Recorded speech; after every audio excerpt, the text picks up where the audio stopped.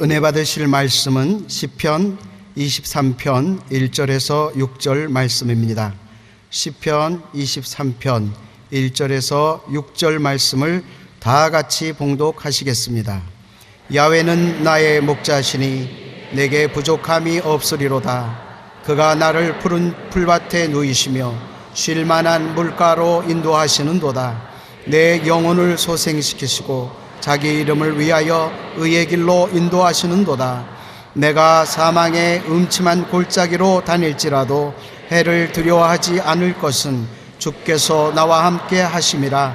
주의 지팡이와 막대기가 나를 안위하시나이다.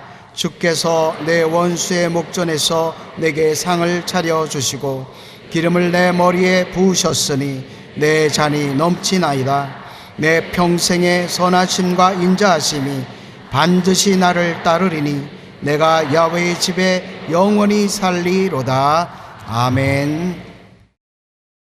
하나님의 뜻에 합당한 자라는 제목으로 은혜를 나누겠습니다. 회사에서 사람을 고용할 때 아무리 교육을 많이 받고 경력이 화려해도 사람 자체가 마음에 들지 않으면 고용할 수가 없습니다. 사람은 외모를 보지만 하나님은 속마음을 보십니다. 사무엘 선지자가 베들레헴 사람 이새의 아들 중 한 사람에게 기름을 부어 이스라엘 왕으로 삼으려고 했습니다. 사무엘상 16장 5절로 13절에 보면 내가 야훼께 제사하러 왔으니 스스로 성결하게 하고 와서 나와 함께 제사하자 하고 이새의 그 아들들을 성결하게 하고 제사에 청하였더니 그들이 오매 사무엘이 엘리압을 보고 마음에 이르기를 야훼의 기름 부으실 자가 과연 주님 앞에 서도다 하였더니 하나님께서 사무엘에게 이르시되 그의 용모와 키를 보지 말라. 내가 이미 그를 버렸노라. 내가 보는 것은 사람과 같지 아니하니 사람은 외모를 보거니와 나 야훼는 중심을 보느니라 하시더라. 이새가 아비나답 둘째 아들을 불러 사무엘 앞을 지나가게 하며 사무엘이 이르되 이도 야훼께서 택하지 아니하였느니라 하니 이새가 산마로 지나가게 하며 사무엘이 이르되 이도 야훼께서 택하지 아니하였느니라 하시니 이새가 그의 아들 7을 다 사무엘 앞으로 지나가게 하나 사무엘이 이새에게 이르되 야훼께서 이들을 택하지 아니하였노라 하시고 내 아들이 다 여기에 있느냐. 이새가 이르니 아직 막내가 남았는데 그는 양을 치기나이다. 그는 별 볼일 없는 아들이라는 것입니다. 데려와도 별 볼일 없으니까 양이나 치고 있으라고 했다고 하니까 사무엘이 말하기를 야훼께서 이미 지나간 아들들은 택하지 아니했고 이새에게 이르되 내 아들이 다 여기 있느냐. 이새가 이르되 아직 막내가 남았는데 그가 양을 지키나이다. 사무엘이 이새에게 이르되 사람을 보내어 그를 데려오라. 그가 여기 오기까지는 우리가 식사 자리에 앉지 아니하겠노라.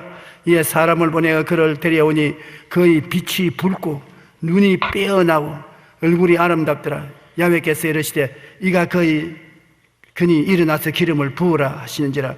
사무엘이 기름 불병을 가져다가 그 형제 중에서 그에게 부었더니 이날 이후로 다윗이 야훼에게 크게 감동되었더라.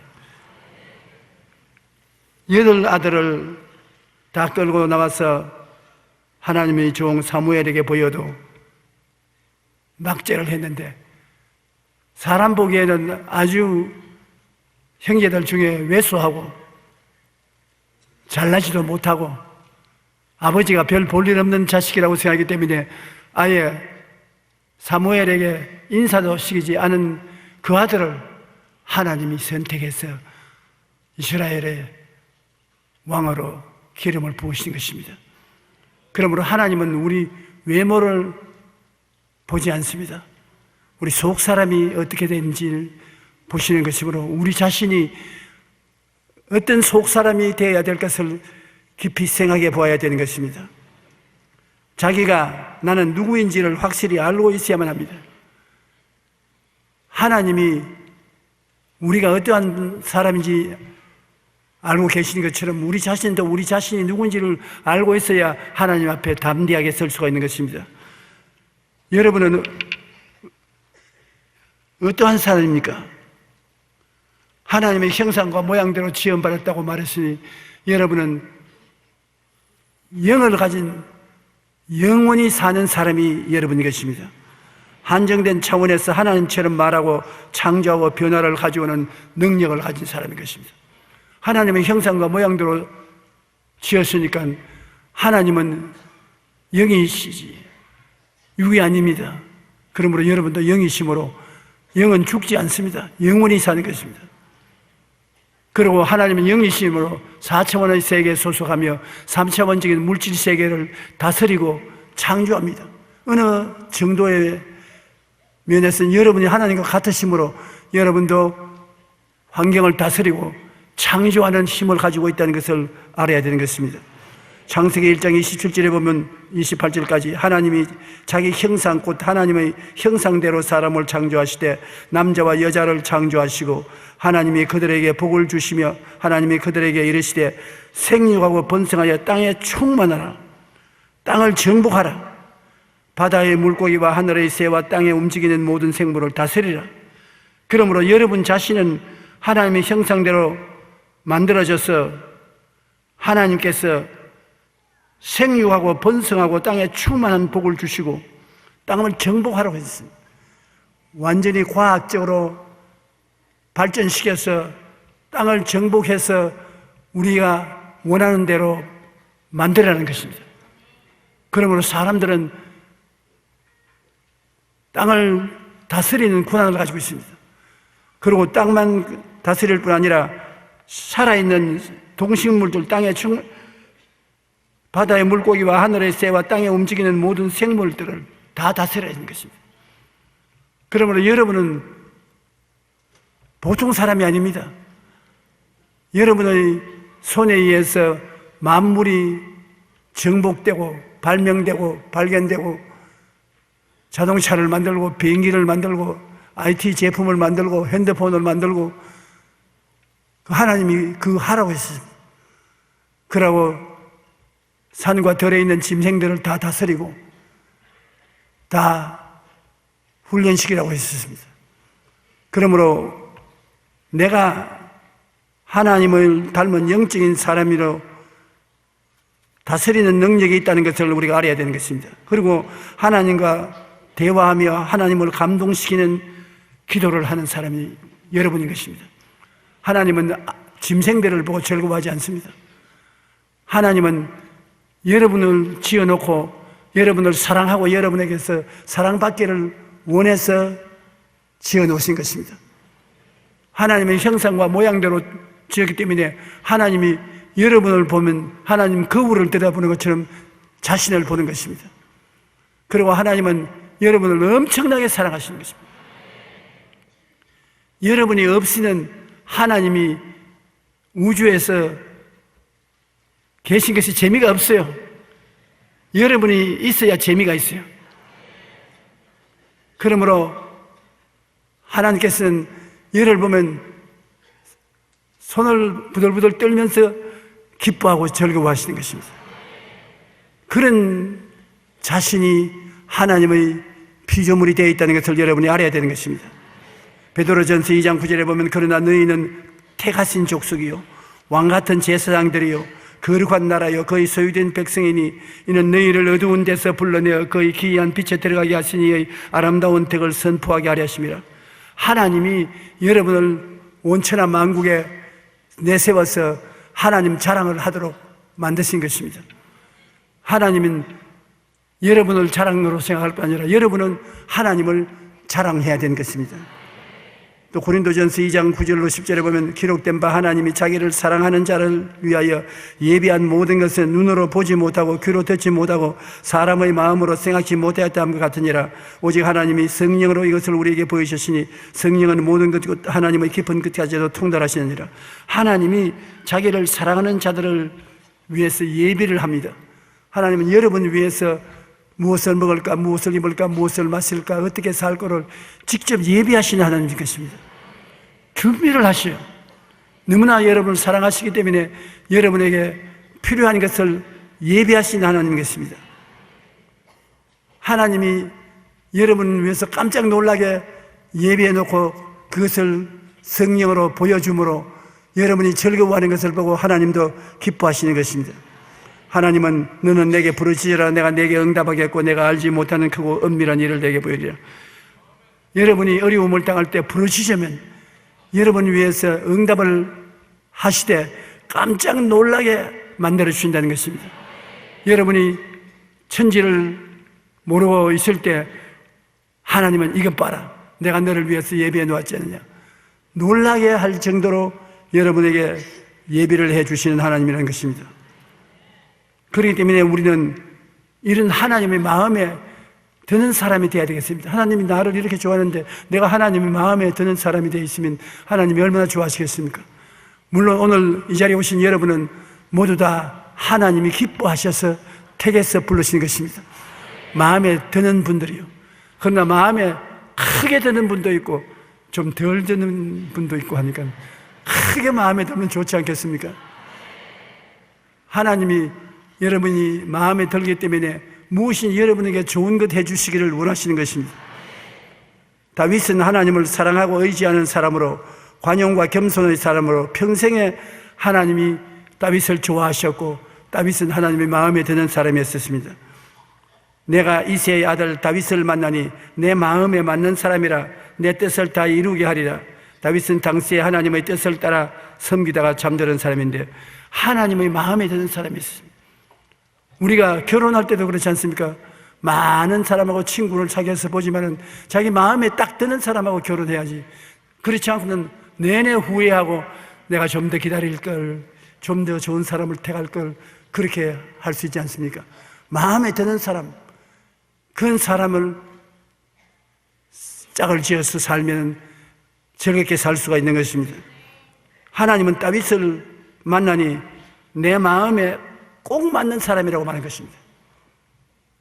오늘 여러분 하나님 택해서 세운 것은 하나님 마음에 꼭 맞았기 때문에 택한 것입니다. 우리 기독교 신앙 다른 종교과 다른 것을 내가 늘 말씀해 드린 것처럼 우리가 하나님을 찾는 것이 아니라 하나님이 우리를 찾아서 세우신 것입니다. 구원해달라고 신을 찾아가서 예배를 드리고 고행을 하고 힘을 다해서 섬겨서 구원받으려고 하는 것이 아니라 하나님은 죄를 짓고 불의하고 추악하고 버림받아야 마땅한 우리들 내가 던져버린 사람들 같은데도 불구하고 하나님이 따라와서 우리의 등을 두들겨주고 쓰다듬어주고 이름을 부르면서 오늘아 내가 너를 사랑한다. 내 마음에 탁 맞는다. 내가 너를 사랑한다. 그래서 성령으로 마음에 감동을 주심으로 여러분이 마음에 감동을 받아 변화되어 예수를 구주로 모시고 오늘날 지금 교회에 와 앉아 계신 것입니다.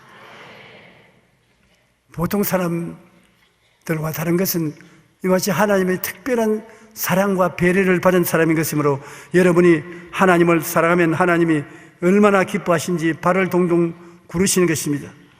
하나님은 그런 여러분이 하나님께 감사를 하면은 정말로 더 좋아하시는 것입니다. 시편 23편에 보면 다윗은 자기가 누구인지를 잘 알고 있었습니다. 하나님이 자기의 목자가 되시고 자기는 하나님의 양이라는 것을 알고 있었던 것입니다. 그래서 목자이신 하나님이 자기를 돌보시기 때문에 내게 부족함이 없다라고 고백하며 감사를 드렸습니다. 하나님이 나의 목자이기 때문에 나는 그 기르는 양이므로 내게 부족함이 있을 수가 없다.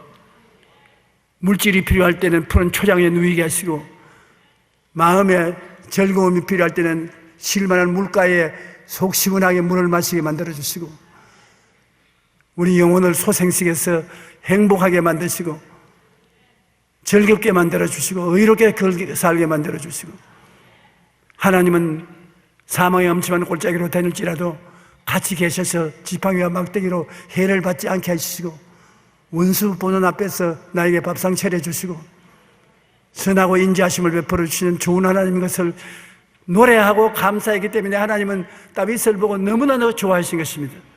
여러분도 하나님이 여러분 좋은 하나님인 것을 알고 항상 하나님이 좋은 하나님이시다. 좋은 하나님을 감사하면 하나님은 여러분을 너무나 기뻐하시는 것입니다.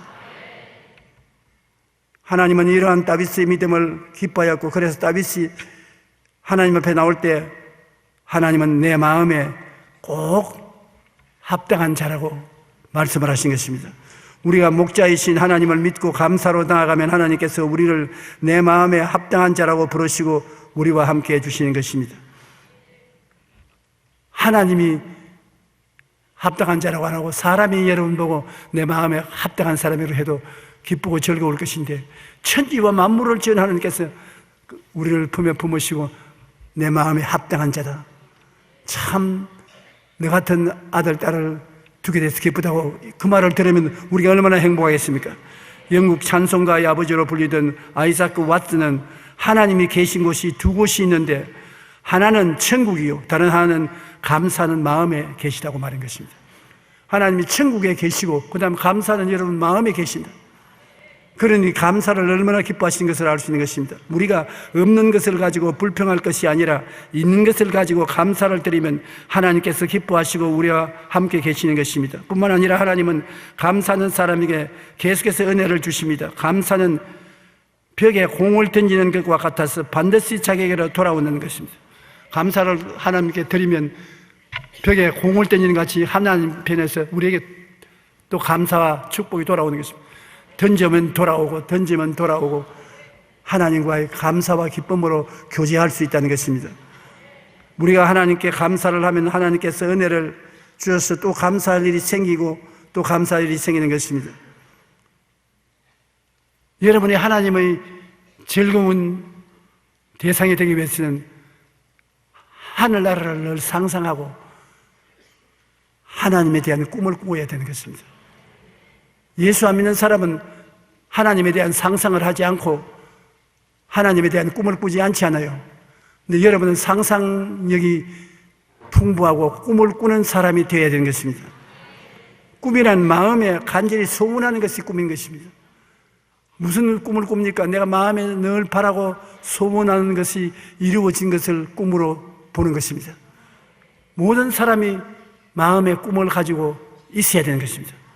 꿈이 없는 백성은 망하죠. 꿈이 없는 백성은 미래가 없습니다. 내가 바라는 내일이 없습니다. 그러므로 꿈이 없는 사람은 하나님이 버린 것입니다. 여러분이 항상 마음속에 크고 작은 꿈을 품고 있어야 되는 것입니다. 내가 소원하고 바라는 것을 이루어진 모습으로 마음에 꿈꾸고 있는 것은 굉장히 중요합니다. 사도행전 2장 17절에 보면 너희의 젊은이들은 환상을 보고 늙은이들은 꿈을 꾸리라. 하나님 성령이 오셔서 여러분에게, 젊은이에게는 환상을, 늙은이에게는 꿈을 마음속에 자꾸 심어주는 것입니다. 꿈을 꾸어라. 꿈을 꾸면 꿈이 이루어진다. 여러분이 꿈을 이루는 것이 아니라 꿈이 여러분을 이루어주는 것입니다. 옛날에 석탄차가 석탄불을 떼어서 칙칙 하면서 연기를 뿌리면서 나가면 화차들이 뒤에 끌려가지 않습니까? 쫙 끌려가죠. 여러분, 꿈을 가지면 꿈은 화통이고 여러분이 이루어지는 것은 끌려가는 여러분 것입니다. 꿈이 칙칙 하고 여러분을 끌고 나가요. 그럼 여러분은 붙어서 쭉 끌려가는 것입니다. 그래서 꿈이 이루어지는 거예요. 꿈을 꾸게 만드는 것이 하나님의 성령인 것입니다. 꿈을 많이 꾼 나라 치고 못 사는 나라가 없어요. 구라파 사람들이 미국으로 건너갈 때 하나님을 잘 섬기고 하나님의 축복을 받을 꿈을 가지고 미국에 건너가서 세계 최대의 국가가 되고 말았습니다. 꿈을 꿔야 되는 것입니다. 이번에 인도네시아에 가보고 제가 놀란 것은 인도네시아의 인구가 2억이 좀 넘는데 지금 예수 믿는 성도가 몇 명이냐? 3천만 명이 넘습니다. 우리 한국의 5천만 인구에 예수 믿는 사람이 좀 보태가지고서 1,000만이라고 합니다. 정부 통계는 800만으로 나오고 있죠. 우리보다 성도가 많은 것입니다. 그리고 한국을 닮아가자는 꿈을 다 민족들이 가지고 있어요. 우리도 한국처럼 잘 살아보자. 꿈이 그들을 끌고 갈 것입니다. 자기들이 선교사를 한국에 보내게 되기를 원하고 있습니다. 오늘날 우리가 인도네시아에 선교사를 보내고 있지만 얼마 있지 않으면 인도네시아 사람들이 선교사로서 한국에 찾아올 것입니다. 꿈을 가슴에 품으면 꿈이 여러분을 이끌어 간다는 것을 잊지 말아야 되는 것입니다. 빌립보서 2장 13절에 너희 안에서 행하시는 하나님이 있으니 자기의 기쁘신 뜻을 위하여 너에게 소원을 두고 행하게 하시네. 꿈은 소원입니다. 하나님이 여러분에게 소원을 두어서 꿈을 꾸게 하고 그 꿈이 이루어지게 하는 것입니다. 가슴에 꿈을 품으면 꿈이 그 사람을 이끌고 가는 것입니다. 여러분 지금도 성령께서 여러분을 붙잡고서 여러분의 꿈을 이루기 위해서 칙칙푸푸 하고 지금 밀고 있는 것입니다. 여러분은 꿈을 쳐다보고만 있으면 언젠가 그 꿈이 여러분 생활 속에 이루어지고 있는 것을 보게 될 것입니다. 꿈을 늘 바라보는 것이 아브라함과 야곱과 요셉이 행하는 것입니다. 아브라함에게는 하나님께서 갈대아 우르에서 그를 만나 나이가 75세 은퇴하고도 남은 인생인데 꿈을 심어서 새로 출발시켰습니다. 내 부모, 전토, 친척, 아비 집을 떠나 내가 내게 지시할 땅으로 가라. 지시할 땅은 갈대아 우르에서 가나안 땅을 바라보고 그 땅으로 가라. 내가 내게 복 주고 복 주며 번창케 하고 번창케 하리라고 말씀하신 것입니다. 너는 눈을 들어 너 있는 곳에서 북쪽과 남쪽 그리고 동쪽과 서쪽을 바라보라. 눈을 들어서 너 있는 곳에서 북쪽, 남쪽, 동쪽, 서쪽을 바라보라. 보이는 땅을 내가 너 자손에게 주리니 영원하리라. 눈으로 보고 꿈을 꾸는 그 땅을 내게 주고 너 자손에게 주겠다는 것입니다. 창세기 15장 5절에 보면 그를 이끌고 밖으로 나가 이르시되 하늘을 우러러 무별을 셀 수 있나 보라. 또 그에게 이르되 내 자손이 이와 같으리라.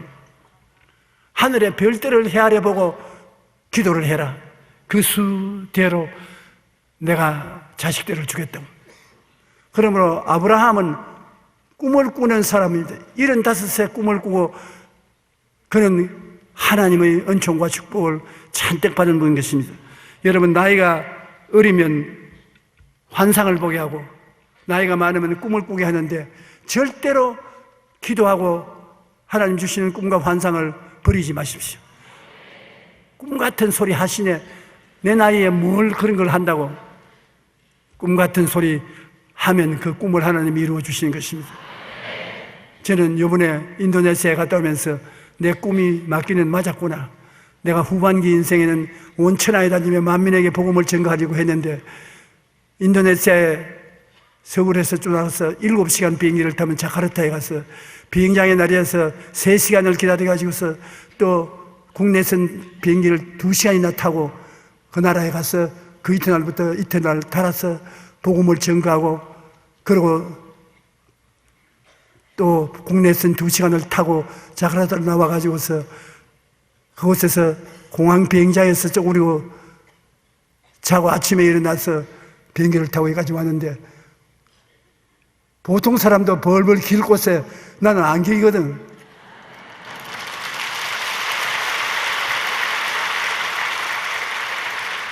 굉장히 헤비한 스케줄인데 제가 그러면서 생각하기를 아직 젊구나.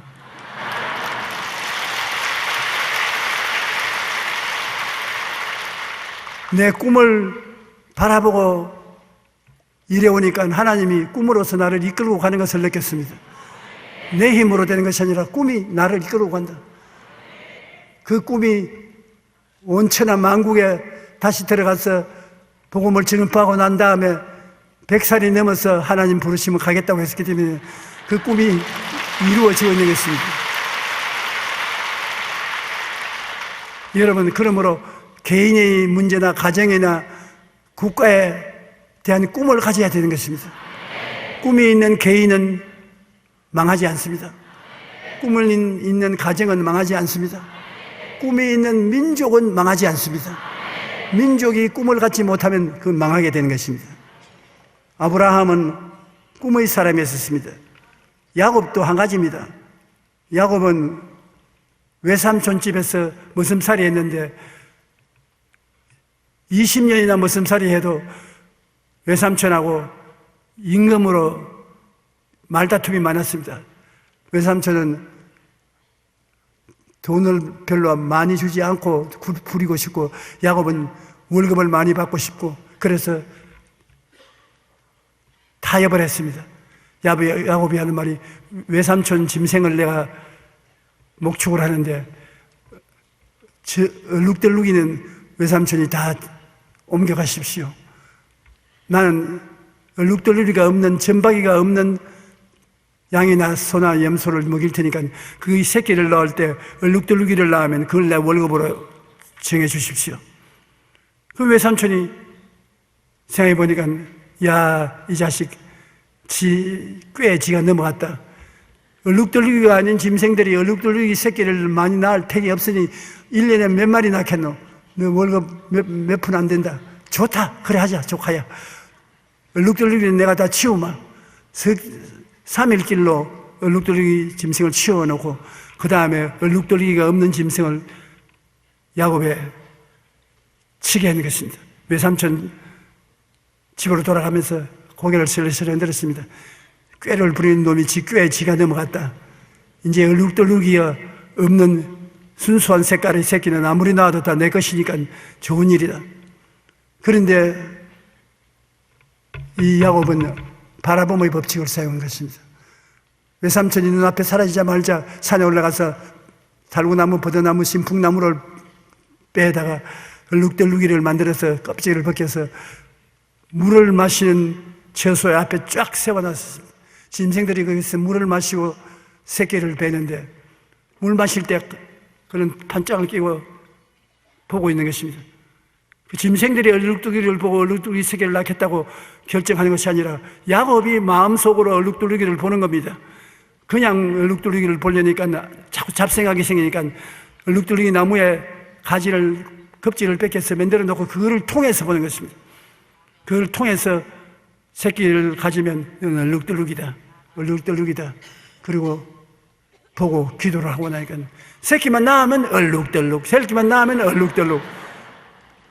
나중에 아저씨가 발을 동동 굴러도 안 되고 얼룩덜룩이만 낳아가지고 큰 부자가 됐었습니다. 바라봄의 법칙인 것입니다. 자기가 그냥 바라보면 잡생각이 생겨서 잘 바라봐지지 않아요. 나는 중병에 걸려서 안수기도 받으러 온 사람에게 꼭 그런 말을 합니다. 암이 걸려서 온다든지 중요한 병이 걸려서면 기도를 해주고 난 다음에도 나았다는 모습을 생각하라면 대답하는 것이 안 된다는 것입니다. 몸이 아프니까 자꾸 아픈 게 생각이 나지 나은 것이 생각이 안 된다고. 그러면 젊을 때 사진이 있냐? 사진이 있다고. 아주 이쁘게 이렇게 찍은 사진이 있냐고요. 있다고. 그 사진을 복사를 많이 해가지고서 내 눈이 가는 곳마다 다 붙여놓아라. 침대 앞에, 화장실에, 밥상 앞에, 내 가방에. 내가 보면 이것만 보지 이렇게 아픈 모습은 보지 말라는 것입니다. 나는 기도받고 믿었으므로 이렇게 아름답게 나았다. 야곱의 얼룩덜룩이와 같이 나는 아름다운 이 모습으로 살아난다. 그리고 기도를 하면은 바라봄의 법칙에 따라서 성령이 그 꿈을 통해서 기적을 베풀어 나게 하는 것입니다. 나는 많은 사람들이 불치의 병이 되었으나 사진을 보고 자기 아름다운 모습으로 건강하게 된 것을 보았던 것입니다. 제가 이번에 인도네시아에 가서 놀란 것은 인도네시아에 큰 교회를 세운 사람들이 많아요. 그 대표자가 내게 와서 하는 말이, 우리가 이 큰 교회를 세운 것은 조 목사가 인도네시아에 와서 집회할 때 받은 은혜와 4차원의 복음을 적은 책을 읽고 마음의 꿈을 꾸었다는 것입니다. 우리는 인도네시아에서도 우리가 여의도 선보험교회와 같은 교회를 세울 수 있다는 꿈을 꾸었다는 것입니다. 그래서 우리는 그 꿈을 보고 나온 결과에 이렇게 큰 교회를 세우게 되었다고, 꿈이라는 것이 이렇게 위대한 힘이 있는 줄 몰랐다고 그런 말을 하는 것을 들었습니다. 여러분은 다른 건 몰라도 꿈은 꿀 수 있습니다. 나무 꿈을 내가 빌려서 가져오면 내 꿈이 될 수 있는 것입니다. 중국인 말에 타산지석이라는 말이 있는데, 나무 산에 돌을 가지고 우리 집 산에 갖다 놓으면 우리 돌이 되는 것입니다. 그러므로 여러분 다른 사람의 이야기를 듣고 다른 사람의 꿈을 듣고 그 꿈을 내가 빌려와서 내 가슴 속에 품으면 내 꿈이 되는 것입니다. 꿈이 없으면 하나님이 역사하지 않습니다. 꿈이 있으면 하나님이 역사하는 것입니다. 그러므로 야곱도 얼룩덜룩이 나무를 통해서 얼룩덜룩이 짐승 새끼의 꿈을 꾸었다가 그렇게 큰 부자가 된 것입니다. 요셉은 뭡니까? 요셉은 12형제 중에서 11째 형제인데 다른 형제들은 꿈을 안 꾸었어요. 꿈에 관심이 없었어요. 요셉은 꿈에 관심이 많았어요. 그래서 진짜 자다가 꿈을 꾸었는데 곡식단이 11단이 자기를 둘러싸서 절하는 것도 보았고 해와 달과 11별이 자기에게 절하는 것도 보았고 보았으면 그대로 있을 것을 자꾸 나팔을 불고 나는 이런 꿈을 꾸었다 이런 꿈이 있다고 하니까 형제들이 미워해서 그를 죽이려고 하는 것입니다. 그래서 목축을 하고 있는데 아버지 심부름으로 오는 것을 보고 저 꿈꾸는 놈이 오는도다. 우리 저놈 죽여버리자. 아주 꿈꾸는데 몸서리가 난다. 꿈꾸는 놈을 죽여버리면 꿈이 사라질 줄 알았는데 꿈이 요셉의 가슴 속에 있기 때문에 칙칙 끌고 가는 것입니다. 꿈을 죽일 수가 없어요. 그들이 요셉을 죽이는 대신에 대상들에게 종으로 팔아먹었는데 그가 대상이 되어서 애굽의 보디발의 집에 노예가 들어갔는데 10년 동안 종살이에 가정 총무가 되었습니다. 그가 하는 것마다 잘 됐어요. 누명을 쓰고 3년 동안 감옥살이 했는데 또 감옥에도 총무가 되었어요. 성령이 그를 이끌어간 것입니다. 애굽 바로왕의 꿈에 해석을 못해서 애를 쓸 때 요셉이 가서 해석해주고 국무총리가 된 것입니다. 꿈이 어느 곳에 가든지 형통하게 만들어지는 것입니다. 여러분 꿈을 가지고 있으면 잘 되게 돼요. 형통하게 만들어줘요. 인간의 힘으로 안 되는 것이 형통하게 잘 되게 되는 것입니다.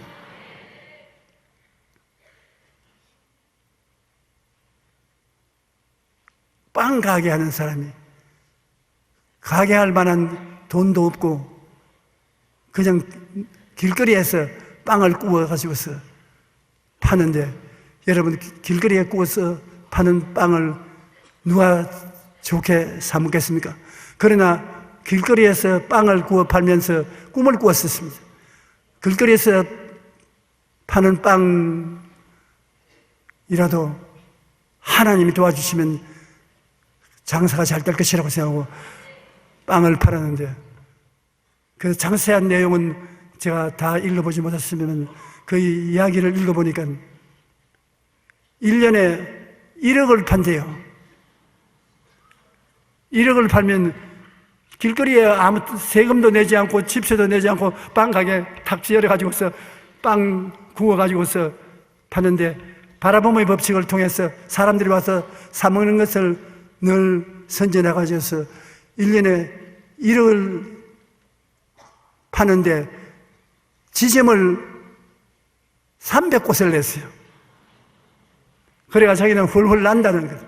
사람들은 안 믿어도 자기는 꿈을 꾸면 꿈이 자기를 이끌어간다는 것을 믿는다고 간증을 하는 것을 제가 읽었었습니다. 정 꿈이 안 꾸어지기는 노전 빵 가게라도 꿈을 꾸라고요. 꿈 때문에 공격을 당하고 꿈 때문에 핍박을 당하기도 합니다만 한 여론조사 기관이 직장인을 대상으로 당신은 꿈을 가지고 있습니까? 라는 질문을 설문조사해 보는데 이 질문에 무려 76.4%가 나는 꿈을 접고 산다고 대답했습니다. 아직도 꿈을 가지고 있다라고 대답한 사람은 20%, 지금 꿈을 실현하고 있다고 대답한 사람은 3%밖에 안 되었습니다. 오늘날 대부분의 직장인들이 아무런 꿈도 없이 하루하루를 근근히 살아가고 있다는 것을 말해주는 것입니다. 고생만 많이 하고 별 성과가 없는 것입니다. 하버드 대학에서 목표가 인생에게 미치는 영향을 조사했는데 놀라운 연구 결과가 나왔습니다. 실험 상대자 중에 27%가 목표가 없었습니다. 60%는 목표가 희미했으며 10%는 단기적인 목표를 가지고 있었고 겨우 3%만이 명확하고 장기적인 목표를 가지고 있었습니다. 그리고 25년 후 다시 조사했더니 목표가 없었던 27%는 최하위 수준의 삶을 살고 있었고, 목표가 희미했던 60%는 중하위층에 살고 있었고, 단기적인 목표를 가지고 있었던 10%는 중상층의 삶을 살고 있었고, 명확하고 장기적인 목표를 가지고 있던 3%는 사회 각계의 최고의 인사가 되어 있었습니다. 화차가 기관차를 이끌어가는 것처럼 꿈을 가슴에 품으면 꿈이 우리의 인생을 끌고 갑니다. 꿈을 접어놓고 살지 마세요. 여러분 얼굴을 제가 보니까 접은 사람은 한 사람도 없습니다. 활짝 펴놨는데 아예 펴거들랑 3%에 소속하죠. 절대로 열렬히 꿈을 꾸십시오. 꿈을 열렬히 꾸면 그 꿈이 여러분을 성공하게 만들어 주시는 것입니다. 왜 그러냐면 하나님은 꿈을 좋아하시기 때문에 그렇게 꿈을 꾸는 사람 보고 내 마음에 합당한 사람이다. 하나님은 끊임없는 우주를 꿈꾸고 우주를 지으신 분이기 때문에 하나님처럼 꿈을 꾸면 너 내가 참 내 자식이다, 나를 닮았다고 기뻐하고 좋아할 것 아니겠습니까? 그리고 우리는 믿음과 창조적인 말을 하면서 살아야 되는 것입니다. 하나님께서 뭐라고 말씀하십니까? 히브리서 10장 38절에 나의 의인은 믿음으로 말미암아 살리라. 또한 뒤로 물러가면 내 마음이 그를 기뻐하지 아니하리라. 믿음으로 사는 것이 내 자식이다. 뒤로 넘어지고 물러가면 내가 저를 기뻐하지 않는다. 여러분, 사람들이 다 걱정하는 것은 내가 과연 믿음이 있느냐 그 걱정하는데, 하나님은 성경에 각 사람에게 분량대로 믿음을 주셨다고 말씀하신 것입니다. 여러분, 이목구비를 가지고 태어나는 것처럼 태어날 때 이미 믿음을 받아서 태어나는 것입니다. 여러분, 겨자씨만한 믿음은 다 가지고 계신 것입니다. 믿음이 있습니다.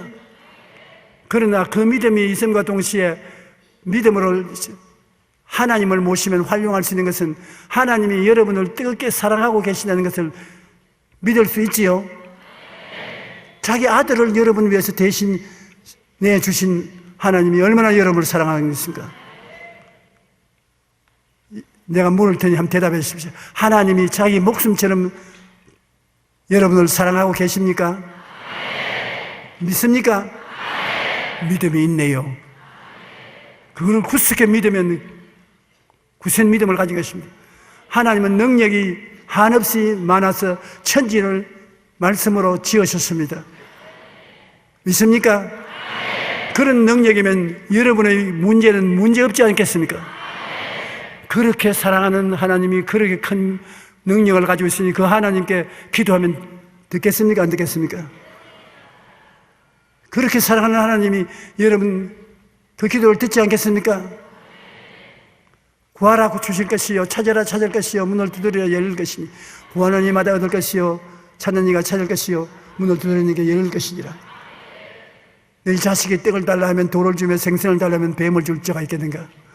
너희가 악할지라도 자식에게 좋은 거 줄 줄 알거든 하물며 천부께서 구하는 자에게 좋은 거 주지 않겠느냐? 아이고 답답해라. 왜 안 믿냐? 하나님 그렇게 말씀하시는 것입니다. 하나님의 사랑을 믿을 수 있고 하나님의 능력을 믿을 수 있으니 그 하나님의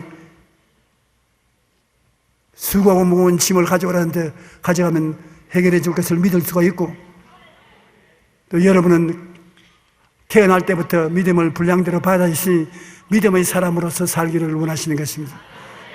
무엇인지 믿음을 가지고 기도를 하면 기도가 응답되는 것입니다.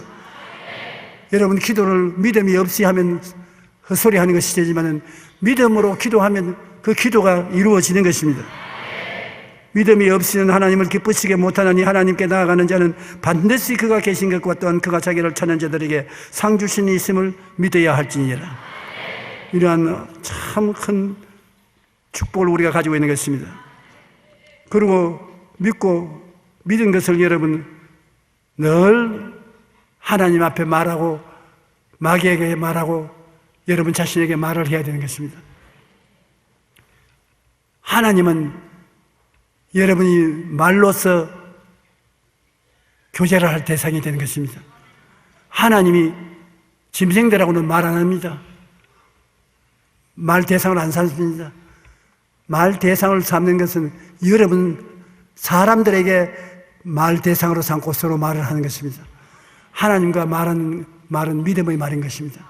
여러분이 생각을 통해서 말하고, 꿈을 통해서 말하고, 믿음을 통해서 말하고, 말을 통해서 말하는 것입니다. 그러면 하나님과 대화를 하게 되는 것입니다. 말은 창조적인 에너지를 가지고 있어요. 힘을 가지고 있는 것입니다. 여러분 가슴에 품고 있으면 여러분이 말을 컨트롤을 하지만 입 밖에 나가면 말은 호수에 돌을 던지면 물 파도가 되어 나가지 않습니까? 그와 같이 말은 에너지의 파도가 되어서 나가면서 여러분을 위해서, 이웃을 위해서 기적을 만들어 나가는 것입니다. 우리가 다 실수가 많으니 만일 말에 실수가 없는 자라면 곧 온전한 사람이라 능히 온몸도 굴레 씌우리라. 이 말 자체가 굴레 씌우는 힘이 있는 것입니다. 좋은 말을 말하면 선으로 굴레 씌우고, 나쁜 말을 말하면 나쁜 것이 와서 굴레 씌우고, 말이 우리 운명을 좌우하는 큰 힘을 가지고 있는 것입니다. 누구든지 이 산들을 들려 바다에 던져라 하며 그 말한 것이 이룰 줄 믿고 마음에 의심하지 않으면 그대로 들으라. 태산을 옮기는 에너지가 말 속에 있다는 것입니다. 여러분은 무심하게 말을 해버리지만은 하나님께서 말씀하기를 이 산 보고 옮겨가라고 말해놓고 난 다음에 그 말한 것을 믿고 있으면 그 말이 밖으로 나가서는 산을 뽑아 옮기는 역사를 베풀어 준다는 것입니다. 그러므로 말은 그냥 우연히 지나가는 것이 아니라 여러분 운명과 환경을 변화시키는 큰 힘을 가지고 있는 것입니다. 시편 107편 20절에 보면 그가 그의 말씀을 보내어 그들을 고치시고 위험한 지경에서 건지시는 도다라고 말했습니다. 하나님께서는 말씀을 보내어 우리를 고치시고 위험한 지경에서 건지신다고 말씀하셨으니 말씀이 얼마나 힘이 있는 것입니까? 그런데 하나님의 형상을 따라 지음을 받는 우리 말도 마찬가지로 힘이 있습니다. 우리의 입에서 나온 말은 사라지지 않고 에너지가 되어 우리 삶에 역사하게 되는 것입니다. 여러분이 욕을 하면 그 욕이 말한 내용대로 상대방에 가서 파괴를 가져오는 것입니다. 축복을 하면 밖에 나가서 그게 축복의 에너지가 되어서 축복을 갖다 주는 것입니다. 평균적으로 여자는 하루에 2만 말을 말합니다. 남자들은 7천 단어를 말합니다. 그러므로 가정에서 자녀들을 기르거나 일을 할 때 누구 뜻이 많이 이루어졌느냐? 부인의 뜻이 많이 이루어집니다. 말을 많이 하기 때문에 에너지가 많이 나가가지고. 남자들은 말을 안 하고 입만 뚝 다물고 있으면 에너지가 안 나가지 않습니다. 그러므로 자식들이 훗날에 애정을 기억하는 것은 어머니를 많이 기억하지 아버지를 별로 기억하지 않습니다. 그녀만큼 말의 영향이 크는 것입니다. 여자가 남자보다 3배나 말을 많이 하는데 2013년 메릴랜드 이과대학에서 보고에 의하면 그런 차이는 뇌 단백질 때문이라고 말하고 있는 것입니다. 어찌되었거나 남자든 여자든 우리는 매일 이처럼 엄청난 양의 말을 하고 또 들으면서 사는 것입니다. 그런데 우리 입에서 한번 나간 말은 그냥 없어지는 것이 아니라 우리 인생과 다른 사람의 인생에 크고 작은 영향을 미치는 것입니다. 여러분의 말도, 여러분의 가족의 말도 입 밖에 나가면 이웃에 큰 영향력을 미치는 힘이 되는 것입니다. 말은 밭에 씨앗을 뿌리는 것과 같아서 오늘 한 말이 땅에 심겨져 자라나고 언젠가 반드시 그 말의 열매가 거두어지게 됩니다. 좋은 씨앗을 뿌리면 좋은 열매를 거두고 나쁜 씨앗을 뿌리면 나쁜 열매를 거두게 되는 것입니다. 호수에 돌을 던지면 파문이 일어나듯이 말도 입 밖으로 나가면 말의 파문이 일어나는 것입니다. 그러므로 우리는 우리 삶의 환경을 변화시키는 에너지라고 할 수 있는 말을 조심해서 하고 중요하게 생각하고 말을 해야 된다는 것입니다. 사람은 영이 육신을 입고 사는 것입니다. 하나님의 모습 닮은 영이 여러분 육신을 입고 사는 것입니다. 영은 4차원에 속하고 육신은 3차원에 속합니다. 그래서 사람은 하나님께 속하여 하나님처럼 영원히 살고 하나님처럼 창조하고 살고 하나님처럼 믿고 변화시키는 능력을 행하면서 사는 것입니다.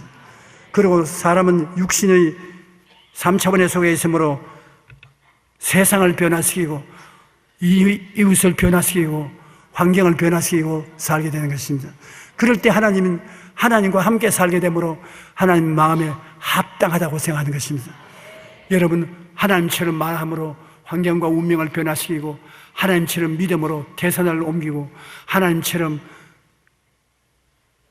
새로운 꿈을 꾸므로 새로운 세계를 만들고 하나님과 함께 일함으로 하나님이 재미를 느끼고 즐거워하고 내 뜻에 합당한 자라고 말하는 것입니다. 하나님과 함께 인생을 살지 않으면 하나님이 재미가 없지 않습니까? 하나님은 항상 여러분과 함께 살기를 원하시는 것입니다.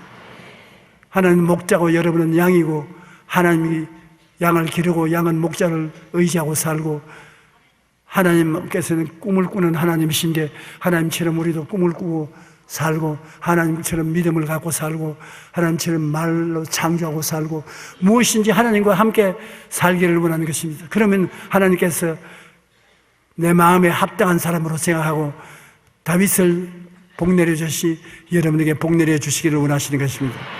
오늘 여러분은 모두 다 하나님의 형상과 모양대로 지음받은 사람으로 하나님의 뜻에 합당한 사람으로 교회에 와서 앉아 있는 것입니다. 하나님이 여러분의 삶을 기쁘게 내기시고 축복해 주시고 계시고 축복해 주실 것입니다.